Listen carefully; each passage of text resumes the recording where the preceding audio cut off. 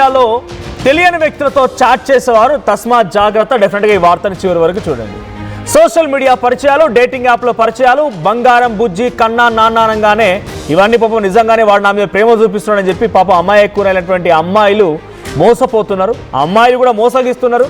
అవన్నీ యమపాశాలను గుర్తుపెట్టుకోండి. హైదరాబాద్ మియాపూర్లో అటువంటి సంఘటన జరిగింది. సోషల్ మీడియాలో పరిచయం అయ్యారట. అబ్బాయినేమో మధ్యప్రదేశ్, అమ్మాయినేమో బీహార్. హైదరాబాద్లో సాఫ్ట్వేర్ ఉద్యోగం చేస్తున్నారు. సోషల్ మీడియాలో వీళ్ళు పరిచయం కాస్త పెళ్లి వరకు వెళ్ళింది. పెళ్ళైనటువంటి కాస్తని రోజులకే, అంటే నెల రోజుల లోపే కట్నం మీద పిచ్చితో కట్నం తేవాలని చెప్పి భార్యను వేధించి ఆ తర్వాత హతమార్చాడు భర్త. ఆ అమ్మాయి బలవన్మరణానికి పాల్పడింది. ఇక పెళ్ళైనటువంటి నెల రోజులకే ఈ నవవధు బలవన్మరణానికి పాల్పడడంతో ఒక్కసారిగా అటు ఆ కుటుంబంలో లేకపోతే ఆ నివసించేటువంటి ప్రాంతాల్లో ఒక్కసారిగా షాకింగ్ సంఘటన అని చెప్పాలి. ఇక్కడ ఫోటోలో కనిపించేటువంటి వ్యక్తి పేరు నీరాజ్, మధ్యప్రదేశ్ సంబంధించిన వ్యక్తి నీరాజ్ బన్సాల్. అటు ఆ కింద ఫోటోలో కనిపించే అమ్మాయి ఇషికా యాదవ్, బీహార్కి సంబంధించిన అమ్మాయి. ఇద్దరు సోషల్ మీడియా ద్వారా పరిచయం అయ్యారంట. ఆ తర్వాత ఇందాక నేను చెప్పాను చూసారా, కన్నా, బుజ్జి, నాన్న, బంగారం అని చెప్పి ఇవన్నీ యమపాశాలు గుర్తుపెట్టుకోండి. మళ్ళీ స్ట్రెస్ చేసి చెప్తున్నాను. ఈ సోషల్ మీడియా పరిచయం కాస్త పెళ్లి వరకు వెళ్ళింది. ప్రేమించుకున్నారు, పెళ్లి చేసుకున్నారు, పెద్దలు కూడా ఒప్పుకున్నారు. పోయిన నెల అంటే ఫిబ్రవరి 20వ తేదీన ఇద్దరు పెద్దల సమక్షంలోనే వివాహం కూడా జరిగింది. ఇప్పుడు ఇద్దరు కలిసి మక్తా మహబూబ్పేటలోని అపార్ట్మెంట్లో నివాసం ఉంటున్నారు. ఇద్దరు సాఫ్ట్వేర్ ఉద్యోగం చేస్తున్నారు, మంచి లక్షల జీతం. ఇద్దరు మంచిగా జీతం సంపాదిస్తున్నారు. ఇద్దరు మంచి ఉద్యోగం ఉంది, హైదరాబాద్లో ఒక మంచి ఫ్లాట్ ఉంది, ఉంటున్నారు, వెళ్తున్నారు, అంతవరకు ఓకే. కానీ ఇక్కడ బిగ్ ట్విస్ట్ ఏంటంటే నీరాజ్ బన్సాల్కి కట్నం అనేటువంటి ఒక ఆలోచన వచ్చిందంట. కట్నం అనేటువంటి ఆలోచన వచ్చి నిత్యం అమ్మాయిని వేధిస్తున్నాడంట. ఇషికా యాదవ్ని వేధించడంతో ఆ భర్త వేధింపులు తట్టుకోలేక ఇషికా యాదవ్ అపార్ట్మెంట్లోనే బలవన్మరణానికి పాల్పడింది.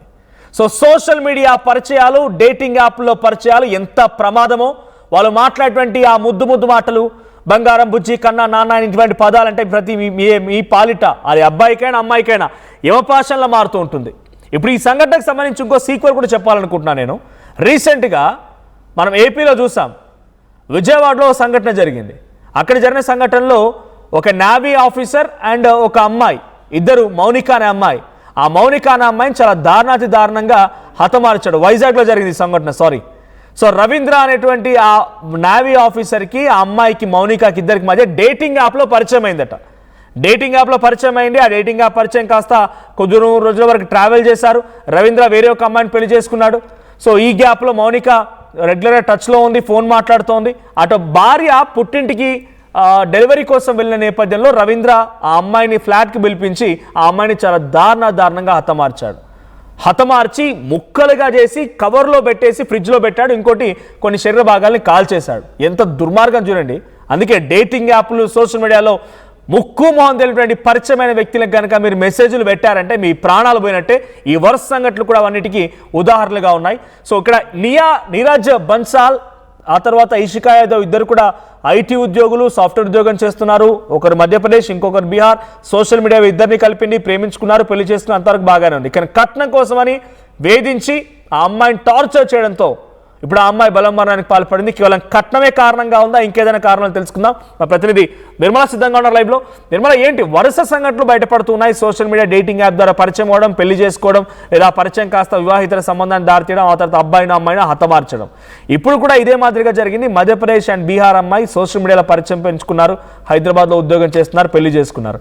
కేవలం కట్నం కోసం వేధించడం మూలంగానే అమ్మాయి మరణించిందా, లేదా ఇతరత్ర కారణాలు ఇంకేమైనా ఉన్నాయా?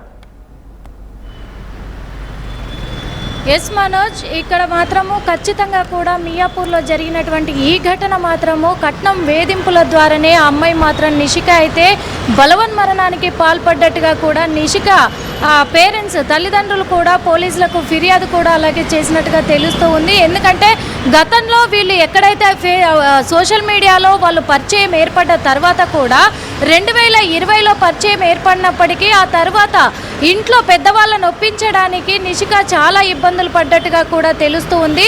మొదట్లో నిషిక తల్లిదండ్రులు ఒప్పుకోలేదు అని తెలుస్తూ ఉంది. ఎందుకంటే మహారాష్ట్రకు సంబంధించినటువంటి అబ్బాయే అయినప్పటికీ కూడా మనకు తెలియదు కదా, సోషల్ మీడియాలో పరిచయం అయ్యాడు కదా, తను ఏంటి, ఎలాంటి వాడు, ఇవేవి విషయాలు తెలియకుండా ఎలా చేస్తాము అని చెప్పేసి వాళ్ళు ఒప్పుకోకపోవడంతో కూడా నిషిక వెయిట్ చేసింది. ఇప్పటి వరకు కూడా వెయిట్ చేసి తర్వాత తల్లిదండ్రులను కన్విన్స్ చేసి పెద్దల సమక్షంలోనే వాళ్ళు కూడా ఇక్కడ ఇషిక తల్లిదండ్రులు కూడా పెళ్లికి కావాల్సినటువంటివి లాంఛనాలన్నీ కూడా అప్పచెప్పే పెళ్లి చేశాము అని చెప్పేసి పోలీసుల ముందు చెప్పినట్టుగా తెలుస్తూ ఉంది.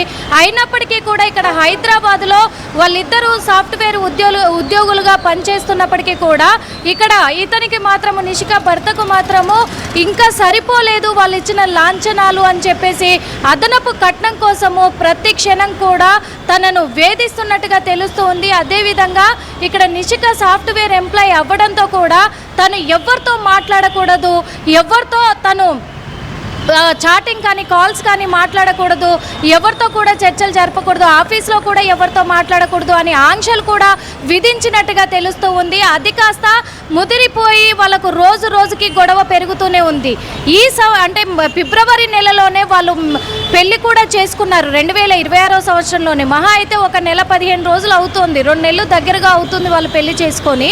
ఈ పెళ్లి చేసుకున్న ఈ నెల 15 రోజులలోనే వరకట్నపు వేధింపులతో నిషికాని హింసించినట్టుగా కూడా ఇక్కడ పేరెంట్స్ అయితే కంప్లైంట్ ఇవ్వడం కూడా జరిగింది. కానీ ఆ అమ్మాయి బలవన్మరణానికి పాల్పడ్డ తర్వాత జరుగుతోంది, తన భర్త వేధిస్తున్నాడు కట్నం కోసం అనే విషయం తెలిసినప్పుడు తల్లిదండ్రులతో పంచుకుందా?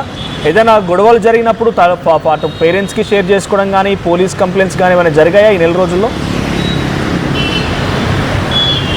ఎస్ మనోజ్, ఎందుకంటే పెళ్ళైన తర్వాత తను ఎప్పుడైతే వరకట్నపు వేధింపులకు గురి చేసి తనని ఇబ్బంది పెడుతున్నాడో 1-2 సార్లు వాళ్ళ పేరెంట్స్ కూడా చెప్పినప్పటికీ పెళ్ళైన కొత్త కదా సర్దుకుపోతాడులే అని చెప్పేసి మారతాడు అని వాళ్ళు కూడా కొద్దిగా నిర్లక్ష్యం వహించినట్టే తెలుస్తుంది. ఎందుకంటే ఆ అమ్మాయికి చెప్పినట్టుగా కూడా తెలుస్తూ ఉంది, ఇప్పుడే కదా పెళ్ళయింది, తర్వాత తనే మారతాడు, బాధ్యత తెలుసుకుంటాడు, మెల్లమెల్లగా ఇద్దాము. ఇంకొకటి ఏంటంటే ఇద్దరు సాఫ్ట్వేర్ ఎంప్లాయీసే, వాళ్ళకు లక్షల్లో జీతాలు ఉంటాయి. అయినప్పటికీ కూడా వరకట్నపు వేధింపులు అయ్యాయి అనేది తల్లిదండ్రులు అంటున్నారు.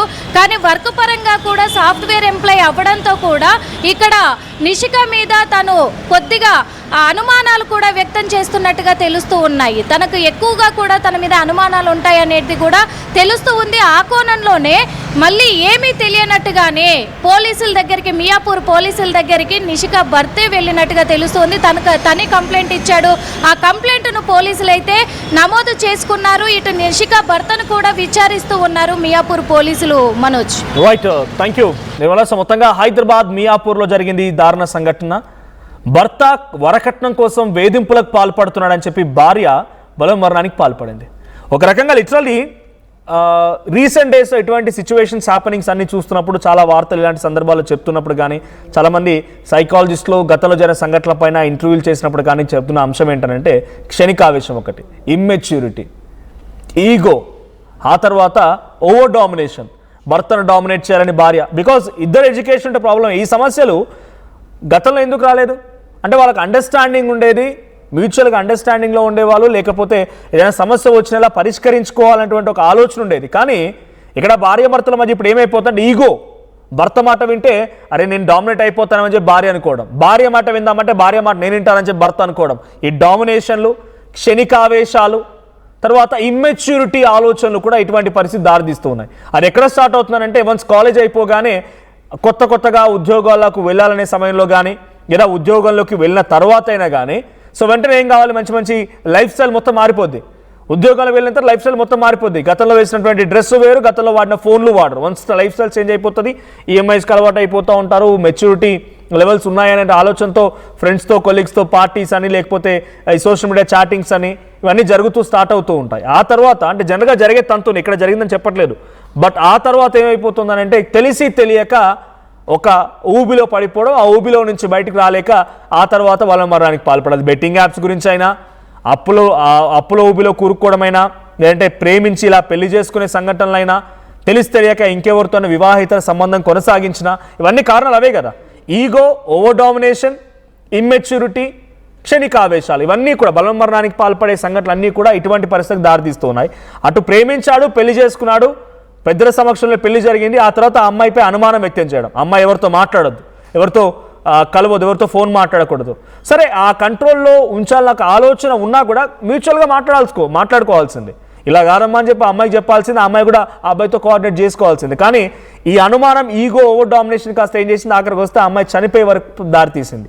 ఇమ్మెచ్యూరిటీ అని క్షణికావేశం. నిజంగానే ఆ అబ్బాయి వేధిస్తున్నాడు అనుకుంటే, ఆ అబ్బాయి టార్చర్ చేస్తున్నాడు అనుకుంటే తల్లిదండ్రులకు చెప్పాల్సింది. Because she has her individuality ఉంది, ఉద్యోగం చేసే సత్తా ఉంది, ఉద్యోగం చేస్తోంది, సో సంపాదించుకునే కేపబిలిటీ ఉంది, ఇండివిజువల్గా లైఫ్ కూడా లీడ్ చేయొచ్చు. కానీ అలాగని చెప్పి ఆలోచించకుండా క్షణిక ఆవేశంలో భాగంగానే ఈ తప్పు నిర్ణయం తీసుకున్నట్టుగా డెఫినెట్గా అర్థమవుతోంది ఇక్కడ. సో ఇప్పుడు ఆ అమ్మాయిది అబ్బాయి తప్పు ఎవరిదనంటే మీరు కామెంట్ చేసే ప్రయత్నం చేయండి. వేధించడం, ఆ అమ్మాయిని కట్నం కోసం అడగడం ముమ్మాటికి ఆ అబ్బాయి చేసిన తప్పు. కానీ ఆ అమ్మాయి కూడా క్షణిక ఆవేశంలో ఈ తప్పు నిర్ణయం తీసుకున్నట్టుగా అర్థమవుతోంది. సో ఇక్కడ ఆ నీరజ్ని ఆల్రెడీ పోలీసు అదుపులోకి తీసుకున్నారు, విచారిస్తున్నారు. సో ఆల్రెడీ అటు ఇషికా యాదవ్ తల్లిదండ్రులు ఇచ్చిన కంప్లైంట్ ఆధారితంగా నీరజ్ బన్సాల్ని పోలీసు అదుపులో తీసుకొని విచారిస్తున్నారు. మరి ఆయనపై ఎటువంటి చర్యలు తీసుకుంటారు, ఎటువంటి ఇంకా విషయాలు బయటపడతాయో చూడాలి.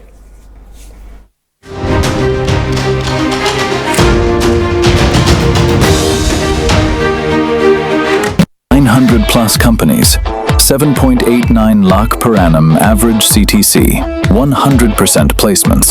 KL deemed to be university.